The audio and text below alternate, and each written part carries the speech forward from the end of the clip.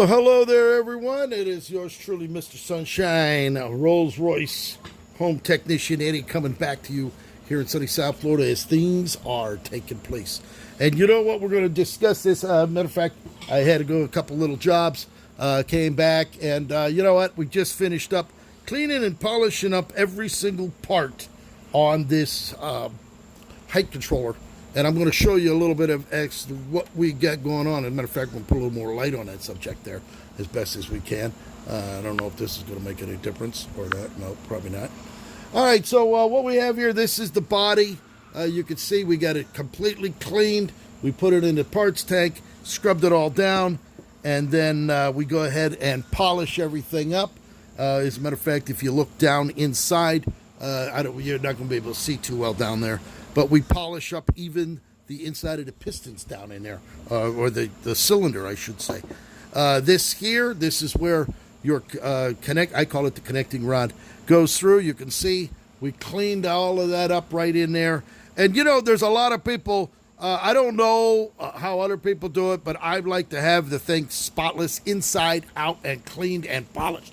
You're not going to see this too many places, the time that I take to go ahead and clean every single piece and make sure it's spotless. If you can look down in there, it's like a mirrored finish. It was pretty rough in there. The piston, if you watched the previous video, the piston was jammed down in there, but we went ahead and we were able to get it out. That's right.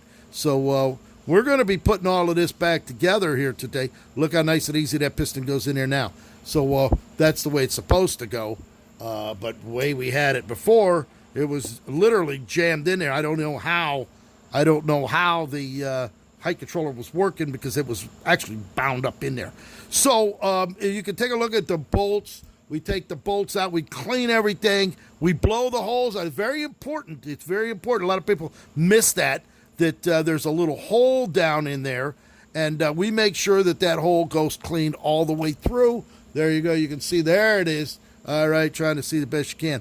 All right, we took all the O-rings off. We also, now, the secret that what I do, all right, when I'm building anything, whether I'm doing brake accumulators, and we're going to be talking about that in a moment, all right, I use this. This here is one of the best tools ever made, all right? And you know what? When we're sitting here talking about polishing, when we're talking about, whether I'm talking about accumulators, brake valves, the accumulator valve that goes on there, you know, we polish it up. But then I like to fine tune things, all right, with and I have about 100 of these brushes. I got them in stainless steel. I got them in brass. We got them in hardened steel. We got the real soft ones. And this, you can go around and do the outside. Now, most people are not. I don't know. I have yet. Maybe correct me if I'm wrong. All right. I never see anybody taking the time to polish it up. And even in there, take a look. You see that right there? That's the race where that seal's going to go in. They don't clean in there. You're going to get a lot of gunk. There's a lot of buildup in there. And then what happens is your seal, that seal, now this is the old seal here, all right? The seal, when you go to put the new one in, it's not going to lay flat in there because you have all of the corrosion in there. Well, we eliminate that with this, all right? We like to go in there. We like to clean it all out, all right? And then just for an example, take your Dremel. You're going to put the glasses on. Don't do this without any glasses, because this shit flies everywhere. And we go around and we clean up into the little chambers there, the little cubby holes. And look how beautiful that is, okay? That's all shined up. I went all the way around. You can go. You can't buff it enough, all right? And even though this is made out of aluminum, all right, you can still polish it up and make it look good, all right? Somebody stamped this number 7188 in there at some time. Even where the O-rings go, you want to make sure that's clean. Don't leave any of that residue sitting in there, because when you go to put your O-ring, you're going to have that stuck in the O-ring all the way around. So we go talk about the other side. Here you go. Look at this. We got the mating surface completely clean. It's flushed out real good. In here, I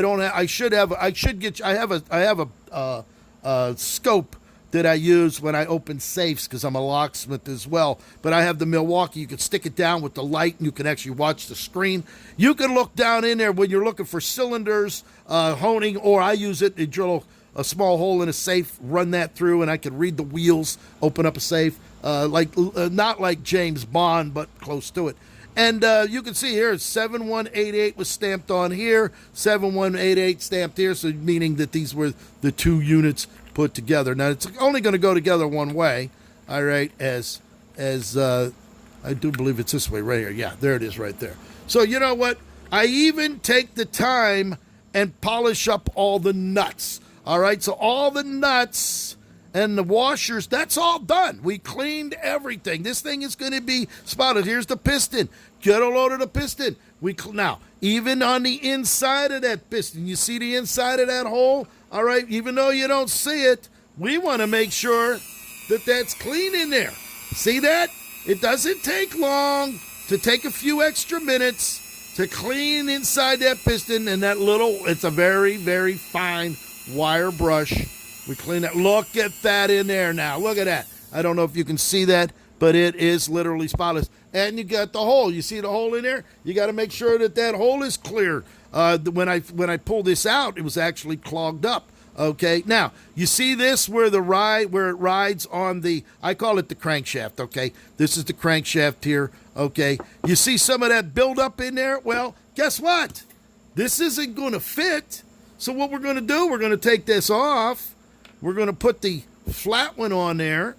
Okay. And then take it a few minutes. Don't go cheap. Don't think you're going to take. You got to take the time. All right, and we're going to just go ahead right inside there. Look at that, huh? We're going to clean that up so that it's looking nice and clean. Now, whether I'm doing brake valves, whether I'm doing pistons on calipers, okay, you got different size wheels to go in and clean that cylinder housing. All right, and then we're going to clean it with a little bit of carburetor cleaner to make sure that it's all clean. The same with the hole. You see the hole? Goes right through. There it is, like there.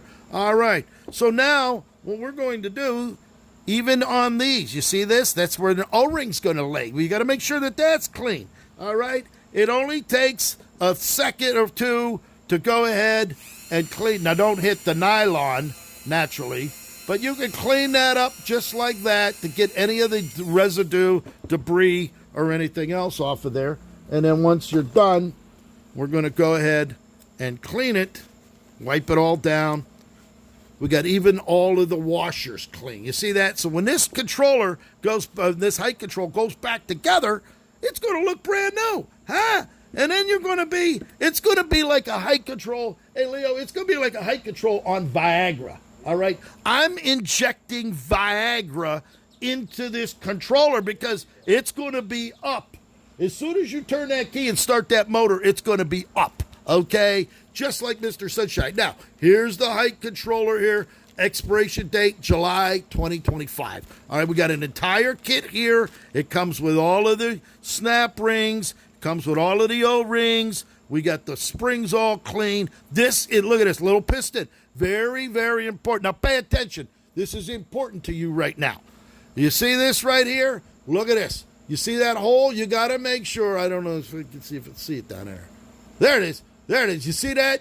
You got to make sure that's clean in there because this one was all gunked up. You couldn't see nothing down there. You got to get a small little wire. You got to clean it up, shoot it with some carburetor cleaner to make sure the inside of that's cold because that's where the fluid, the RR363 fluid's going to be running in and out of there. So you got to get that done. The crankshaft, here's your crank, okay? Take a look at this. All cleaned on both sides. We're spotless here. You can see the race around here is nice. Okay, the crank here.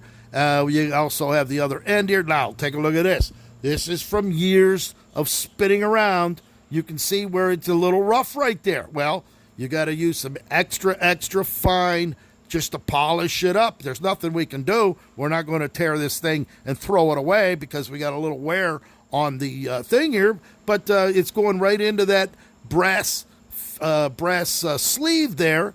So the sleeve actually goes in there like this. All right, we're going to put our O-rings in there. and then you got your, look at that, look how nice and easy that turns. Okay, that's the way it's going to be. All right, so there it is. Now, one other thing, the nylon, here's the nylon piece. This was a nylon in there. Did you see this? It got a little more strip there. You got to make sure all of that is off. Look at that. You see, you don't want that in there. Look at that. You see the gunk in there? Huh? I'd rather have it under my fingernails than to have it on this thing when I put it back together. That's right. It's got to be nice and clean. All right? We're going to wipe that out real good, too. So there it is. We're going to continue. We're going to start. And then here, don't forget this. Very important. Pay attention. Pay attention. Here's another one. This is where the piston rides. Okay, you see that piston right in there? You see how that fits down in there? Look at that. Huh? Perfect fit. It's got to be open. It's got to have a hole in it. All right, there's the hole here. This here comes into here.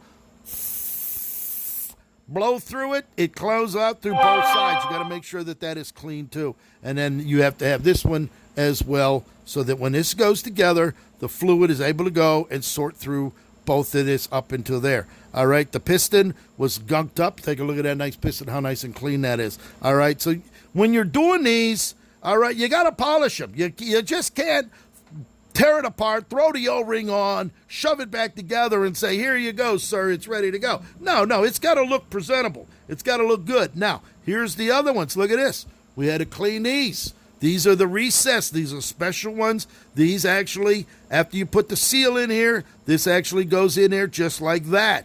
All right, and then your snap ring goes on and it holds it all together. So pay attention when you're doing these. I'm here to help you. I actually have a little discussion with one of the people there. I do brake accumulators. They're charged up to 1,100 PSI of nitrogen.